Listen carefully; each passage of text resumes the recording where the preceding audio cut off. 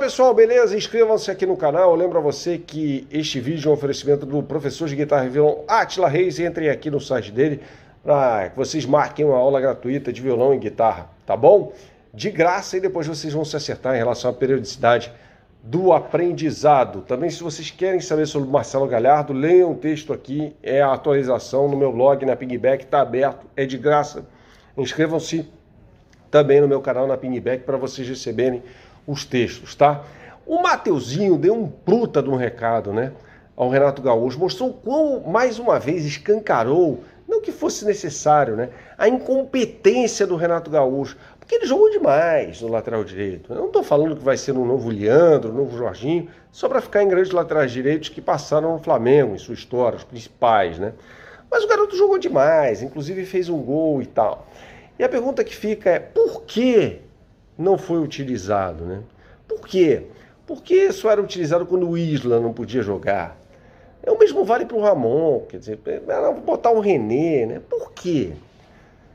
Parece uma cascata de várias que o Renato jogou e falou aí ao longo da passagem dele no Flamengo. Essa que eu vou mencionar agora é uma cascata da entrevista coletiva dele quando chegou ao clube, né? Que ele falou, não, costumo olhar para os jovens. É só olhar a carreira do Renato Gaúcho, a gente alertou para isso na época, para falar que era uma grande cascata, né? Um técnico que sempre compôs ali com os jogadores mais veteranos do elenco, né? Eu acho assim, dos 3 técnicos que passaram pelo Flamengo desde a saída do Jorge Jesus, o único que, de fato, olhava com mais carinho para os jogadores da base era o Domi, que chegou a falar em determinado momento que gostaria de ter metade dos jogadores do elenco revelados no Ninho do Urubu. Foi o único. Os outros 2, Rogério Ceni e Renato, e eu acho o Rogério Ceni um técnico bem melhor do que o Renato, né? Até acho que a situação dele no clube, nem entre os jogadores, mas no clube, havia algum foco de insatisfação dos jogadores, mas nada que não pudesse ter sido contornado. Mas no clube, tornou a situação um pouco inviável para o Rogério Ceni, até por uma falta, para mim, de gestão ali daquela situação. Dito isso, o Renato era muito mais técnico o Rogério era muito mais técnico do que o Renato. O Renato não é técnico, mas, de certa forma, também ele compôs ali, acho que foi o grande erro dele com os mais veteranos ou os mais experientes, aqueles que tinham voz mais forte no vestiário, em detrimento aos jovens jogadores. Acho até que foi um resquício do trauma que ele teve no Cruzeiro, quando ele chega ao Cruzeiro, né, e tem a carta branca para fazer uma limpa ali no vestiário, e deu bem errado. Ele teve de lidar ali com algumas insatisfações. Mas retomando o assunto, Renato, o Mateuzinho jogou muito bem, né? Repito, por que não? Por que ele não teve mais oportunidade do que o Isla? Vale lembrar que o Isla é um dos que falham no primeiro gol do Palmeiras, porque ele não acompanha o Rafael Veiga, né, nessa marcação individual muito mal feita pelo Renato. Aliás, o gol do Palmeiras, o primeiro gol do Palmeiras, sai num erro de marcação do Renato, um erro de concepção de marcação individual. Porque o Felipe Luiz sai para acompanhar o Dudu, o Bruno Henrique não pega o Mike, e aí o cruzamento, o Rafael Veiga não é acompanhado pelo Isla e faz gol, né? Não que a marcação individual seja ruim, péssima, Bielsa faz isso, Gianpiero Gasperini faz isso, aliás, fazem com maestria. Mas não é o caso com o Renato Gaúcho, né, que se agarrou a um modelo que claramente não ia dar certo nesse time do Flamengo, dada a lentidão de alguns jogadores. E eu acho que o caso mais, digamos, claro, foi justamente o lance do primeiro gol do Palmeiras, né?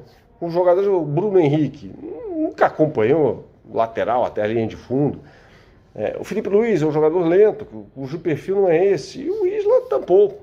Então ali expôs um erro de concepção do trabalho do Renato Gaúcho, dentre vários erros, né? Mas ali acho que tem a exposição mais clara disso, no momento até mais decisivo da temporada para o Flamengo, né?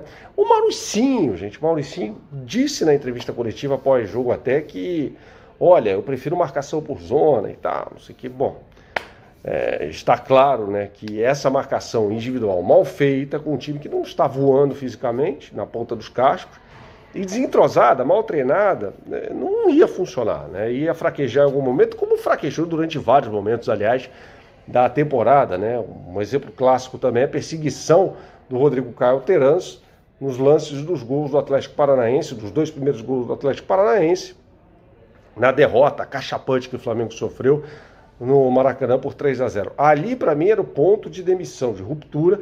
Aliás, para mim, teria sido antes, né? Meteram o pau em mim quando eu falei que o Renato Gaúcho tinha que ter caído após um empate por 2-2 no jogo de ida na Arena da Baixada. Mas essa é outra história. Então, assim, o que ficou claro, e até na entrevista coletiva, o Mauricinho falou sobre o Mateuzinho. Olha, é um jogador muito bom que tinha problemas defensivos e melhorou em relação a isso.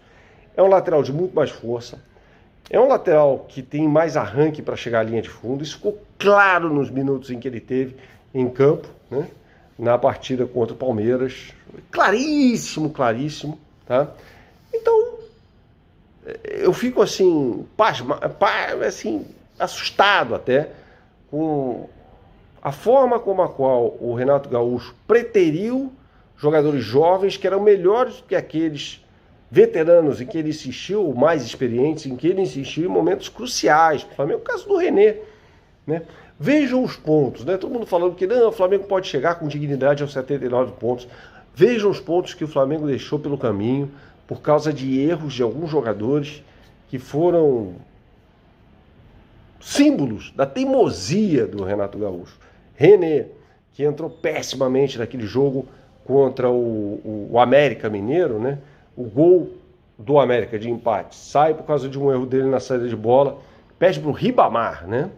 Ou seja, 2 pontos ali, né?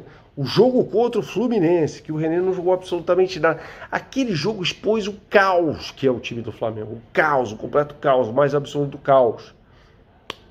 Nada foi feito ali, né? Então são recortes que você tira pontos aqui, pontos acolá. Chapecoense, gente. Flamengo jogando com a Chapecoense com 1 a mais desde o 15 do segundo tempo. Só empata o jogo. Você vai pegando o recorte e fala, gente, poderia ter sido campeão brasileiro.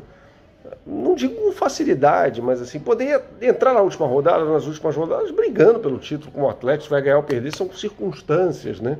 E a chance de ser campeão brasileiro com o Rogério Ceni é muito maior. Quer dizer, então fica a lição para que um clube que fatura mais de R$1 bilhão, que vai terminar este ano com faturamento superior a R$1 bilhão, nunca mais olhe para esses treinadores ruins do futebol brasileiro. Principalmente aqueles que dizem abertamente que quem sabe, sabe, quem não sabe, vai estudar. Desqualificando a busca pelo conhecimento, desqualificando aqueles que trabalham sério. Tá bom? De Montevidéu, Bernardo Ramos, para o canal Bernardo Ramos no YouTube.